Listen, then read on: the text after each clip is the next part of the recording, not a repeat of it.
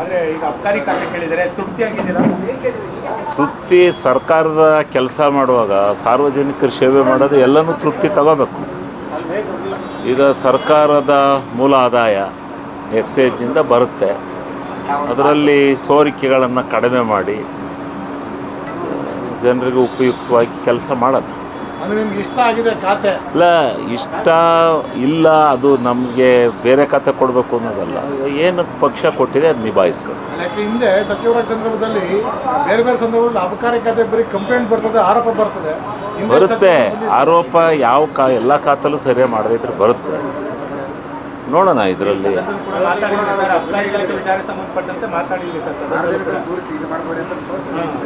ಹಾಂ, ಕೆಲವೊಂದಿಷ್ಟು ಬದಲಾವಣೆಗಳು ನೋಡ್ಬೋದಾ ಸರ್ ನಿಮ್ಮ ಇಲಾಖೆಯಲ್ಲಿ? ಈಗಲೇ ಹೆಂಗೆ ಹೇಳೋಣ, ನೋಡೋಣ. ಫಸ್ಟ್ ನಾಳೆ ಕರೆದು ಮಾತಾಡಿ ಆದಮೇಲೆ ಹೇಳ್ತೀನಿ ಏನೇನಿದೆ ಆ ಇಲಾಖೆ. ಟಾರ್ಗೆಟ್ ಜಾಸ್ತಿ ಇರ್ತದೆ, ಎಣ್ಣೆ ಕುಡಿಸಿ ದುಡ್ಡು ವಸೂಲು ಮಾಡಬೇಕು. ಇಲ್ಲ, ಎಣ್ಣೆ ಕುಡಿಸಿ ದುಡ್ಡು ವಸೂಲು ಮಾಡೋಕ್ಕಿದೇನು ಇವತ್ತಿನಿಂದ ಅಲ್ವಲ್ಲ, ಭಾಳ ವರ್ಷಗಳ ಕಾಲದಿಂದ ಬೆಳೆದು ಬಂದಿದೆ. ಬಟ್ಟಿ ಶರಾಯಿಂದಲೂ ಬಂದಿದೆ ಇದು. ಅಲ್ಲ, ಅದು ನೋಡೋಣ, ಅದೆಲ್ಲನೂ ಈಗಲೇ ಹೆಂಗೆ ಹೇಳೋಕ್ಕಾಗಲ್ಲ.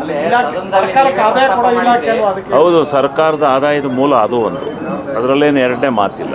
34-35 ಸಾವಿರ ಕೋಟಿ ಹಣ